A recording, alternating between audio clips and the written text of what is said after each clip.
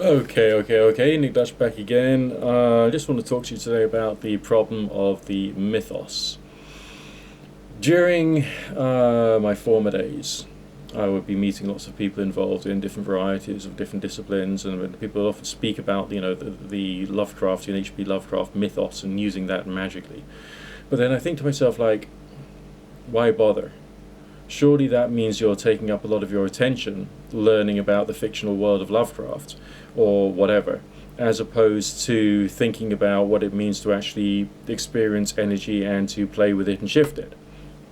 And therefore, surely there is something wrong with dedicating so much of your time on focusing on the specifics of the fantasy world as opposed to the specifics of what you are as an individual with the desire to develop anomalous experiences.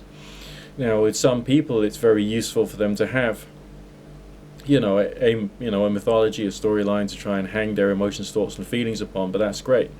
But surely then, what you're doing is just spending more time trying to gear all of your personal experiences to things which kind of like justify the mythology itself, as opposed to finding out more about how the world could actually work. Now, it's perfectly okay to just read your fiction for fun, but can you really see that as being part of the extension of the mental work that we're talking about here?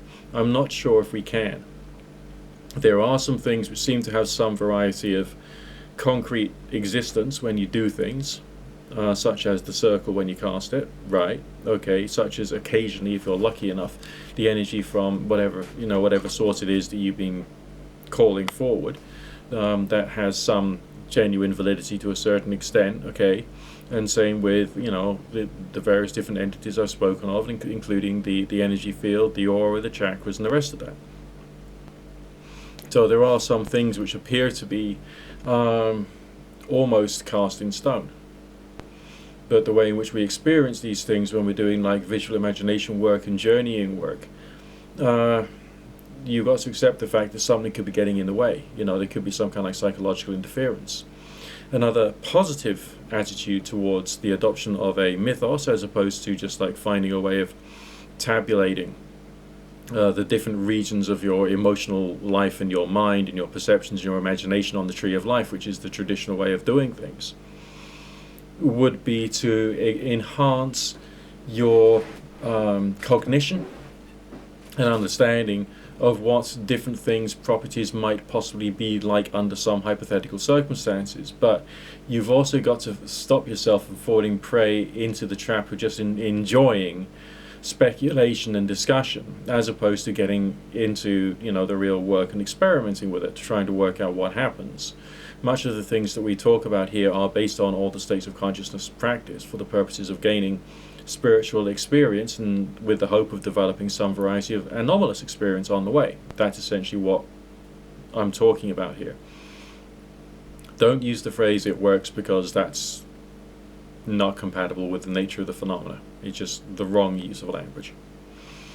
But the phenomena itself still appears to have like a certain degree of importance and therefore objective reality. So surely we should be trying to work out more about how the energy field and the chakras and all the rest of that actually works in practice, as opposed to immersing ourselves and taking up our time and our attention and our intelligence on the adoption of the fantasy world as if that was somehow part of, a religious way of life. I mean, to a certain extent, yeah, fiction has a religious component to it because we introspect and we think things through. And if you read one book 1 year and then you read the same book again 5 years later, you will notice different things in it and you'll notice how your perception will have changed. So by all means, read your fiction.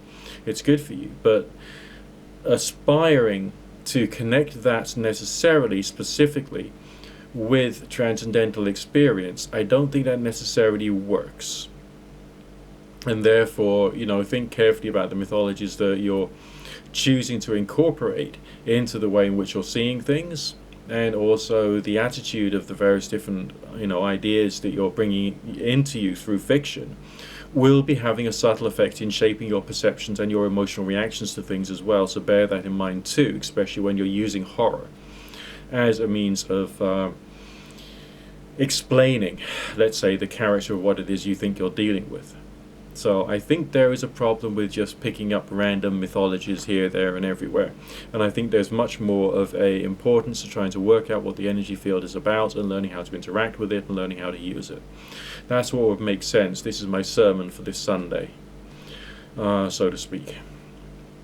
Keep cool, live long and prosper. Yes, I can just about do that. Yeah, that's right. That's actually been a. It took me quite a while when I was young to learn how to do the whole Vulcan salute thing.